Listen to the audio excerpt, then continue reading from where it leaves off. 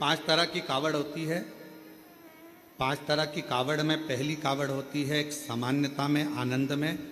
अलमस्त कंधा पर कावड़ का जल लिया 2 लोटा, भगवान का भजन करते करते आराम से चल रहे हो, जल आराम से कहीं डाली पर कोई ऊंचे स्थान पर कहीं रख कर विश्राम भी कर लिया, रास्ते में कुछ खा भी लिया, पानी भी पिया, अलमस्त होकर चलते चलते शिव नाम लेते लेते बोल बम बोल बम बोल बम चले। सामान्य कावड़।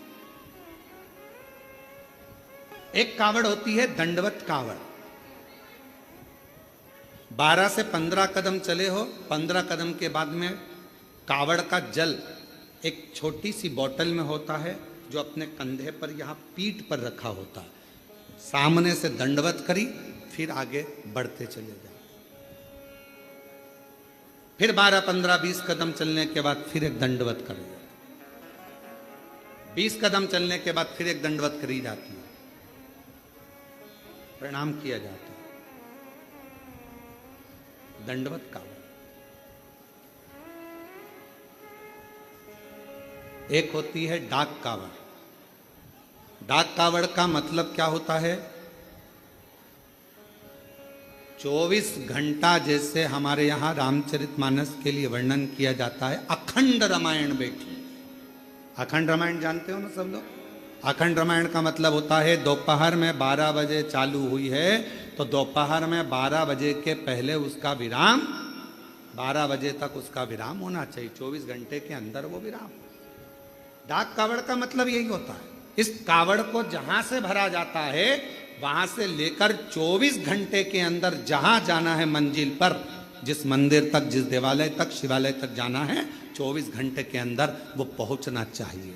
चाहे तुम दौड़कर जाओ, भागकर जाओ, लेकर जाओ, पर 24 घंटे के अंदर वो पहुंचती है। और एक होती है खड़ी कावड़।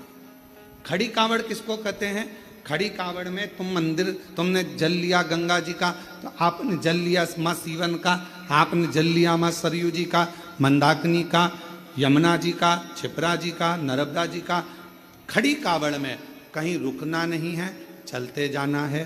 कावड़ कंधे से नीचे उतरना नहीं है। वो कावड़ फिर इस कंधे से इस कंधे पर नहीं आती, एक ही कंधे पर चलती है। चाहे तुम जिस भाव से, फिर वहां बैठा नहीं जाता, चलते जाओ चलते जाओ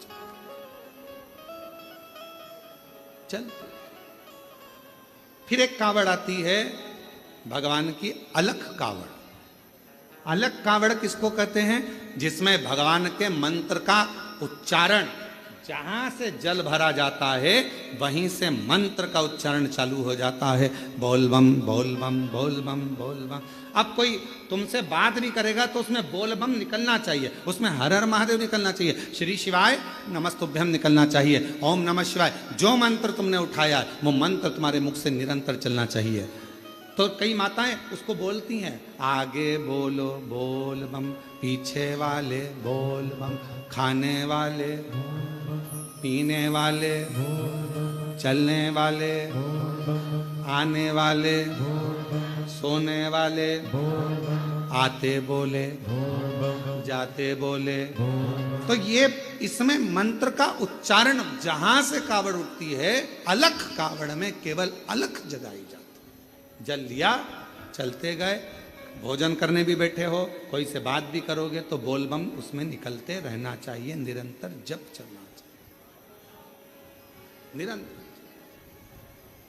अब रेवा सुतार की कथा कहती है। एक रेवा सुतार लोगों के घरों में काम करता, कभी कुर्सी बनाता, कभी कुछ बनाता, कभी कुछ बनाता, कभी चौकी, कभी चौरंग, कभी पलंग, कभी खटिया, कभी कुछ बनाता रहता। परिस्थिति का ठीक नहीं था, उसके पास में इतना धन नहीं था, इतना वैभव नहीं था उसके पास, इतना धन।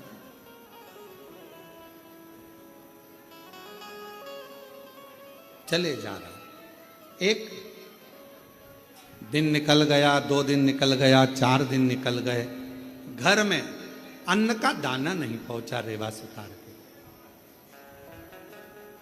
रेवा सुतार के यहां जब अन्न का दाना नहीं पहुंचा, बहुत दुखी था। जैसे ही रेवा सुतार घर में पहुंचा, पहुंचते से ही धर्म पत्नी बाहर निकल कर आई। पूछा, स्वामी आपके पास में कोई भोजन की व्यवस्था हुई क्या? पति रेवासुतार ने कहा कि मैंने बहुत प्रयास करा पर मुझे काम नहीं मिला। पत्नी कहती है 3 दिन निकल गए, आज चौथा दिन है, चौथे दिन में भी बच्चों को कुछ मिला नहीं, कुछ नहीं। आज चतुर्थ दिवस है, चौथा दिन है और बच्चों को भोजन में कुछ मिला नहीं है। रेवासुतार की आंख से जल बह रहा था, आंखों से जल।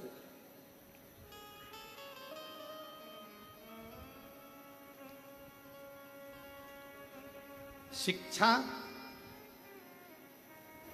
भोजन, वस्त्र, चिकित्सा देना पिता का कार्य है।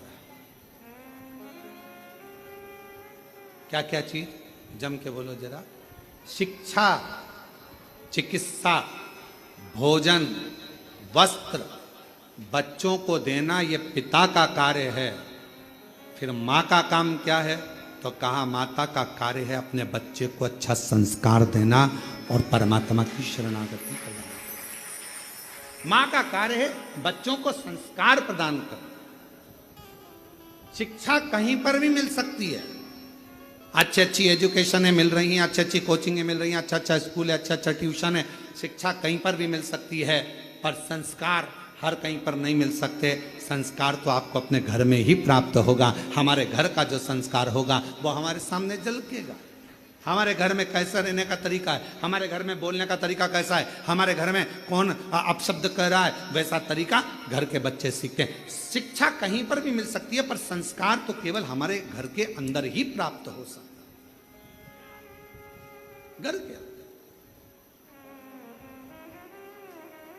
अब रेवासुतार की पत्नी ने कहा कि बच्चे 3 दिन के भूखे हैं, 2 भोजन नहीं मिल पा रहा है, आप कृपा करिए। इतने में तुरंत धर्मपत्नी ने जैसे ही सुना, पत्नी ने कहा, पति की आंख से आंसू बहने लगे, मेरे बच्चे भूखे हैं, मैं वापिस जाता हूँ। रेवासुतार फिर निकल गया और जैसे ही रेवासुतार आज जा रहा था, जाते जाते रेवासुतार पहुँचते पहुँचते कहीं से आवाज़ लग जाए, कहीं से कोई बोल दे, हमारे घर का ये काम है सुतार तुम कर दोगे, थोड़ा सा हम तुम्हें भाग दे देंगे। कोई की आवाज़ नहीं आई, कोई की आवाज़, कोई नहीं।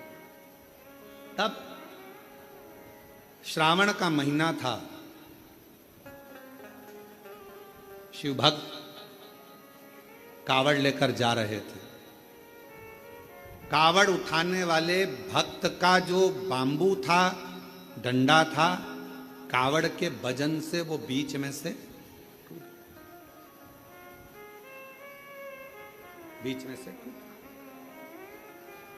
कौन ढूंढे?